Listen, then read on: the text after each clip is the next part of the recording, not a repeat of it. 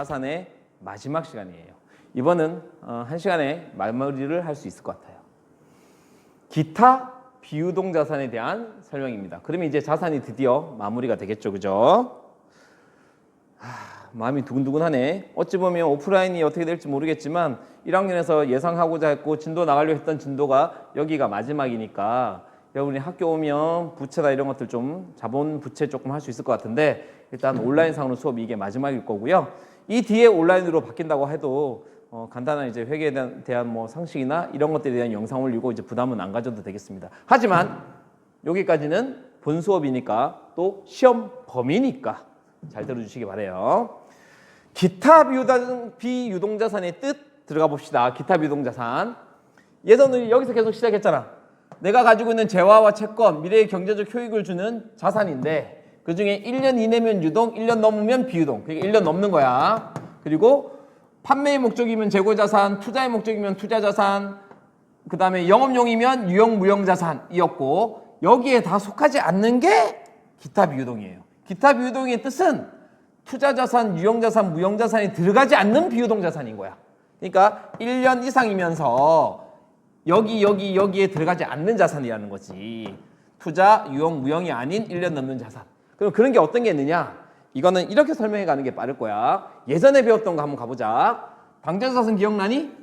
1년 이내에 돈 종류인 것들, 당좌자산이라고 그랬지? 이런 것들. 은행에 넣어놓은 예금, 그 다음에 주식이나 사채 같은 유가증권 가지고 있는 거, 누구한테 돈 빌려주고 돈 받을 권리, 그 다음에 뭔가 상품 외의 거 팔고 돈 못 받은 거, 상품 팔고 돈 못 받은 외상매출금인가 받으러. 얘네는 합쳐가지고 재무제표에 뭐라고 했더라? 매출채권이라고 불렀지. 이런 것들이 당좌자산이었어. 기억해요? 당좌자산. 1년 이내에 돈이 되는 돈 종류의 것들, 은행에 넣어놓은 예금인 것들. 그런데 쟤네들이 1년이 넘으면 어떻게 된다 그랬니? 기억해? 당좌자산인데 1년이 넘어. 예금이 1년 만기가 아니고 2년 만기야. 주식이나 이런 거 2, 3년 가지고 있을 거야. 누구한테 돈 빌려준 거 2년 후에 받기로 했어.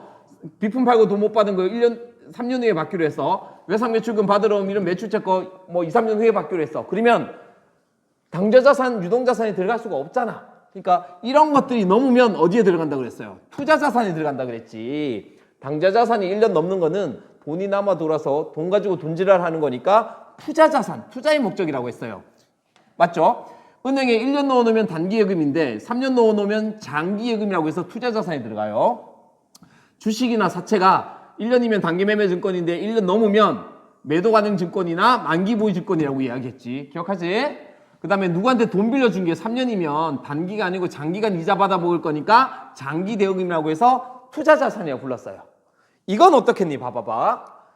누군가에게 비품 같은 거, 상품 외의 걸 팔고 돈 못 받으면 미수금인데 그걸 2년 후에 받기로 했어. 그러면 당좌가 아니니까 1년 넘으니까 투자로 가야 되잖아. 그래서 이름은 장기 미수금이 돼야 될 것 같아. 그치? 근데 잘 생각해봐. 얘네들은 다 돈이 남아 돌아서 투자의 목적으로 이자를 받거나 뭐 그런 용도로 한 건데 장기 미수금은 투자의 목적이 아니지. 내가 비품을 팔았는데 돈을 2년 후에 받기로 한 건 걔가 늦게 줘서 그러는 거지. 이자를 벌려고 한 건 아니었잖아. 그러니까 장기 미수금은 투자의 목적이 아니니까 여기 들어가는 것이기에 그러면 유형, 무형도 아니고 기타에 들어간다는 거죠. 그러니까 당좌자산이 1년 넘는 거는 투자자산이야. 근데 투자의 목적이 아니면 여기에 다 속하지 않으니까 기타 비유동자산에 장기 미수금이 들어간다고. 이해되니? 그 다음에 얘도 어렵지 않아요. 상품 팔고 돈을 못 받으면 외상매출금, 상품 팔고 어음이라도 받으면 받을 어음인데 이런 것들도 다 돈 받을 권리라서 당좌자산이에요. 근데 그게 1년 넘어서 받기로 한 거야. 그러면 얘도 투자자산으로 내려와야 될 거야. 그지? 근데 얘네들은 재무제표에 1년 지나면 매출채권으로 표시되니까 1년 넘으면 아마 장기 매출채권이라는 계정 과목을 쓰면 되겠지. 장기 매출채권 또는 어디에 따라 장기성 매출채권 이렇게 부르기도 해요. 근데 얘도 생각해보면 상품 팔고 돈 못 받은 거, 상품 외의 거 팔고 돈 못 받은 건 투자의 목적이 아니지. 그냥 늦게 받을 수밖에 없어서 그런 거잖아. 그러니까 얘도 투자자산이 들어가지 않고 어디에? 기타 비유동자산에 장기 매출채권이 돼야 되겠어요. 그러면 기타 비유동자산에 소개한 게 상품 같은 거 팔고 돈을 1년 이상 있다가 받을 거 장기 매출채권. 상품 외에 비품, 차량원 방구 이런 거 팔고 나중에 받기로 한 장기 미수금 1년 이상 받기로 한 거 2개 배웠고 마지막 남은 게 보증금이에요. 보증금. 원칙은 보증금인데 보증금의 종류가 여러 가지가 있거든. 보증금. 그중에 임차 보증금에 대해서 한번 이야기해 볼까 하는데 얘는 생각보다 어려울 수도 있고 또는 우리가 상식에 필요할 수도 있을 것 같아서 잠깐 설명을 할까 해요. 보증금이라는 게 뭔지 아니? 보증금? 진화쌤이 이걸로 예를 들어 보라 그랬어. 티머니 카드. 티머니 카드의 보증금 또는 지하철 탈 때 정액권이나 카드 없으면 우리가 500원 주고 사가지고 500원 주고 사는 게 아니죠. 500원에 그때 그 교통비 내가지고 있다가 나중에 교통비 끝나고 나면 카드 반납하면 500원 다시 돌려받잖아. 이런 걸 보증금이라고 해요. 티머니 카드도 살 때 원래 보증금 얼마 내고 샀다가 나중에 안 쓰게 되면 충전해서 쓰다가 안 쓰게 되면 그 보증금 돌려받지. 그런 걸 보증금이라고 해요. 여러분한테 이걸 예를 들어보라고 하는데 선생님이 주로 예를 드는 것은 이거 가지고 예를 드는데 한번 와볼까? 여러분 혹시 집 이제 나이가 들었고 하니까 여러분도 알고 있어야 되겠고 지긋지긋하다고? 지긋지긋한 집을 나서려면 취업해서 독립해야 되잖아. 독립하면 제일 먼저 걸리는 게 뭐냐? 방을 얻어야 되잖아. 자가냐? 전세냐? 요즘은 이런 것도 있어요. 반전세. 그 다음에 월세냐?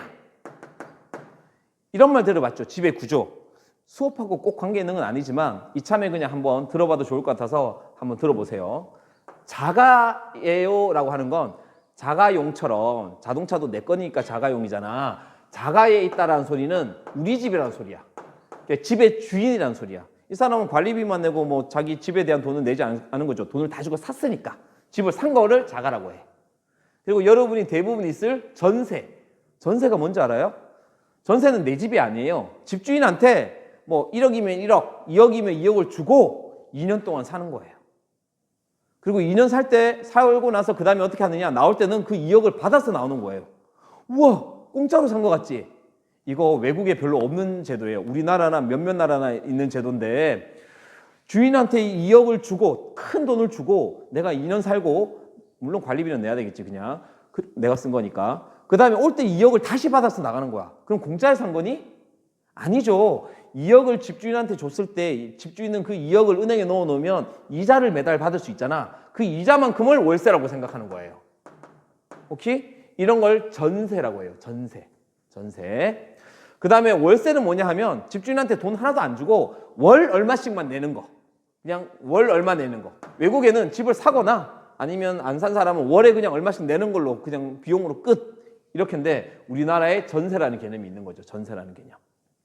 그리고 반전세, 반월세라는 말은 뭐냐 하면 월세는 원칙은 그냥 한 달 쓰고 그 비용만 내는 건데 반월세, 반전세가 거의 같은 말이거든요. 그게 뭐냐 하면 이런 거예요. 보증금을 얼마 내놓고 뭐 전세보다는 적은 금액이 있죠. 전세가 한 4억 정도 되면 보증금은 막 1억만 내놓고 그 다음에 월세로 원래는 월세가 한 50만 원, 60만 원 받아야 되는데 뭐 20만 원만 낸다든지 이렇게 되는 걸 반전세, 반월세라고 해요. 보증금 내놓고 월세 내는 거. 그러면 이 월세 내는 거는 월 지나면 없어지고 없어지는 거겠죠. 하지만 이 보증금은 어떻게 돼요? 나 나올 때 다시 받아 나오는 거죠. 그러니까 보증금이라는 건 기본적으로는 내 돈이에요. 내 돈. 잠시 주인한테 맡겨놓은 거야. 그리고 내 돈인 것이. 자, 그러면 회사에서 이런 일이 벌어졌다고 하자. 그럼 어떻게 붕괴하는지 한번 보세요. 우리 회사가 건물을 가지고 있는 게 아니라 어떤 건물에 우리 회사가 신발 회사인데 신발 매장을 내려고 그 건물을 빌렸어요. 전세로. 1억에 빌리기로 했어요. 그럼 이렇게 붕괴해야 되겠지. 일단 집주인한테 현금 줘야 되니까 현금 1억 나갔을 거야. 그지? 그리고 이 1억은 잘 생각해 보세요. 내 돈이니 집주인 거니? 집주인한테 주긴 줬으나 내 돈이지. 2년 후에 받아 나올 거잖아. 그지? 그래서 이걸 뭐라고 하느냐 하면 보증금이라고 하고 내 자산이에요. 내 재산. 자산 맞잖아. 내 재산. 현금이라는 자산은 지금 줄어들었으나 보증금이라는 자산이 늘어나는 건데 내가 집을 빌린 거야? 빌려준 거야? 빌려온 거지. 그러면 임차 보증금이라고 부르겠죠. 집주인 한번 보자. 집주인은 이렇게 처리할 거야. 집주인은 현금을 1억 받았으니까 현금 1억이 생겼을 거야. 그리고 이 1억만큼은 받아서 가지고는 있으나 집주인 거 아니죠. 줘야 될 거잖아요. 그죠? 줘야 될 거잖아. 빚이잖아. 그러니까 집주인은 얘는 이 보증금을 뭐라고 보증금이라고 하느냐? 집을 빌려 주고 받은 보증금이라 임대 보증금이라고 해요. 임대 보증금. 임대 보증금, 임차 보증금. 헷갈릴까요? 그러면 여기서 공부 한번 해봐야 되겠지. 우리 이거 기억나니? 임차료, 임대료. 1학기 때 엄청 외웠던 거잖아. 임차료는 집을 빌리고 내는 집세. 그러니까 얘는 비용이었지. 그지? 내는 집세. 그 다음에 임대료는 집을 빌려주고 돈 버는 거였지. 이름은 요라고 돼 있으니까 얘는 수익이었잖아. 기억하죠? 기억해야 돼. 임차료는 비용이었고 임대료는 수익이었어요. 아까처럼 월세라고 하면 월세를 냈을 때는 돈 나가고 임차료라고 비용 처리할 것이고 집주인은 돈 받고 임대료라고 수익 처리하겠지. 맞잖아. 수익자리. 그지? 근데 지금 보증금의 경우에는 이렇게 한다고. 집을 빌린 현금을 주고 집을 빌린 나는 집을 빌렸으니까 임차잖아. 집은 집이고 빌려온 차 보증금. 그러니까 얘는 자산인 거지. 집을 빌려서 내가 집을 빌리고 줘놓은 거는 내 돈이잖아요. 그러니까 얘는 자산이고 집주인 입장에서는 돈을 받아서 가지고 있는데 집을 빌려주고 가지고 있는 보증금이니까 나중에 저 사람 나갈 때 줘야 되는 거잖아. 그래서 얘는 부채가 된다고요. 부채가. 됐나요? 이때 쓰는 이름을 임차 보증금이라고 해요. 만약에 반월세였거나 반전세였다고 한다 그러면 저렇게 보증금을 내놓고 매년 월세를 낼 수 있겠죠. 매달 월세를 냈다 그러면 우리 회사는 이렇게 처리할 거야. 현금 100만 원, 그 다음에 100만 원만큼 월세를 낸 건 뭐라고? 임차료라고 하겠지. 그래서 이렇게 계속 이렇게 매년 이렇게 내면 되겠죠. 그리고 계약이 다 끝나가서 나중에 돈을 돌려받을 때는 1억 돌려받아야 되니까 현금 1억 돌려받고 임차 보증금 돌려받았으니까 임차 보증금이라는 자산은 줄어들겠죠. 이해됩니까? 그러니까 여러분이 기억할 것은 임차 보증금은 집을 빌리고 보증금을 주인한테 내놓은 거다. 그러니까 얘는 나의 자산이다. 그 다음에 집주인 입장에서는 집을 빌려주고 돈을 받아놓은 거니까 이건 나중에 갚아야 될 부채다. 이렇게 알면 되겠어요. 정 모르면 시험 칠 때 외울 수 있겠어요? 임차 보증금은 자산, 임대 보증금은 부채. 근데 우리가 옛날에 외울 때 임대 그리면 돈 버는 것 같으니까 얘를 자산으로 생각할 수 있는데 아니라고요. 부채이고요. 임차 보증금은 비용처럼 집세 내는 거니까 부채인가? 아니라고요. 자산이라고요. 아시겠어요? 그러면 이 임차 보증금은 1년 넘어서 받는 거니까 비유동 자산이 들어가야 되겠죠? 근데 투자의 목적으로 가지고 있는 게 아니잖아요. 그렇다고 형태가 있는 유형자산, 무형자산도 아니고 그래서 기타 비유동에 들어가요. 임차 보증금. 각종 이거 말고 전신, 전화, 보증금, 여러 가지 보증금들이 있어요. 그래서 여러 가지 보증금을 내놨다 그러면 기타 비유동 자산이 되겠어요. 무슨 회원제 클럽, 골프 클럽, 콘도 클럽 이런 것들을 이용하려고 그러면 보증금 얼마 내놓고 사용할 수 있어요. 그리고 끝나고 나서 보증금 받아 나오는 것들. 그런 개념들은 다 보증금이라고 해서 자산이 되겠습니다. 알겠죠? 보증 쓴다 이런 거 아니에요. 자, 프린트 보고 마무리합시다. 비유동 자산 중 투자자산, 유형자산, 무형자산에 속하지 않는 비유동 자산을 뭐라고 하냐면 기타 비유동 자산이라고 부릅니다. 그냥 기타라고 할 수도 있고요. 기타 비유동 자산이 정확하겠죠. 그 중에는 이렇게 세 가지 있어요. 장기 매출 채권, 장기 미수금, 임차 보증금.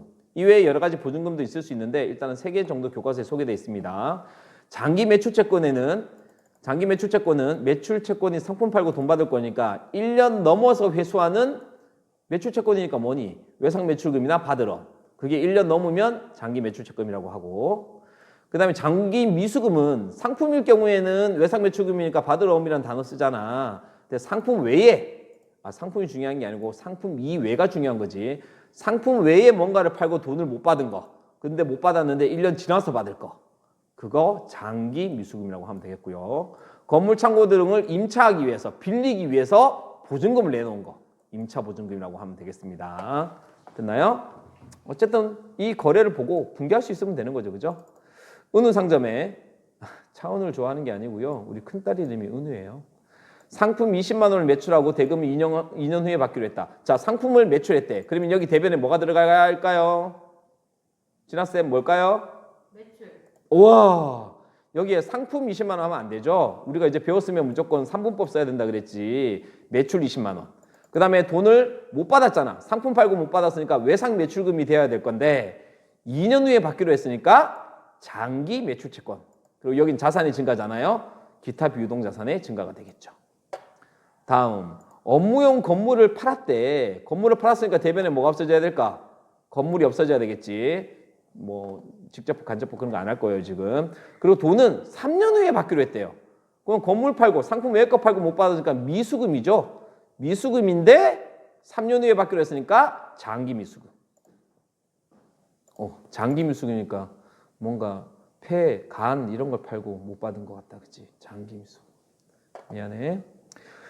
영업용 창고를 2년 동안 빌리기로 하고 보증금을 현금으로 냈대요. 그러면 현금 냈으니까 현금 나가면 되는 거고, 이거는 월세를 낸 게 아니잖아. 보증금 내놓고 2년 후에 나중에 돌려받을 거잖아. 그러니까 내 재산인 거야. 임시 집을 빌리기 위해서 낸 보증금, 임차 보증금. 이렇게 기타 비유동 자산까지 마무리했습니다. 우와!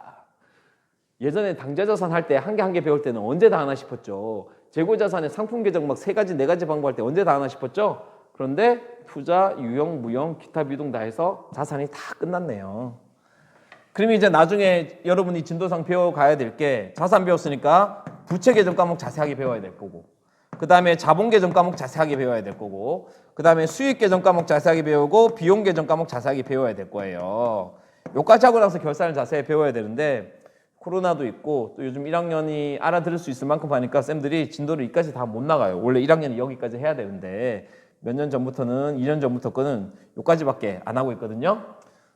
여러분이 오프라인에 오면 쌤이 뭐 자산 배울 때 부채 거의 다 같이 배웠잖아. 외상매출금, 외상매입금, 차입금, 뭐 대여금 하면서 부채 부분 한번 언급해 주고요.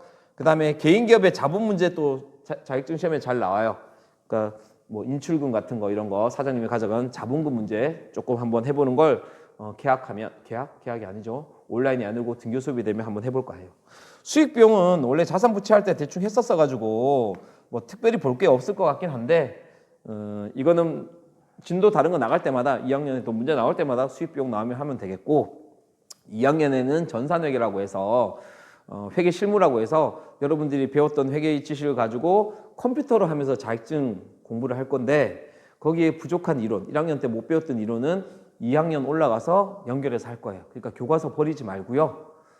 지금 가지고 있는 자료들 가지고 2학년에 연결해서 회계 원리를 2학년 때까지 배운다 생각하시면 되겠습니다. 일단 1학년 자산부까지 수고 많았습니다. 이제 드디어 온라인에서는 안녕이겠네. 안녕, 2학년 때 봐.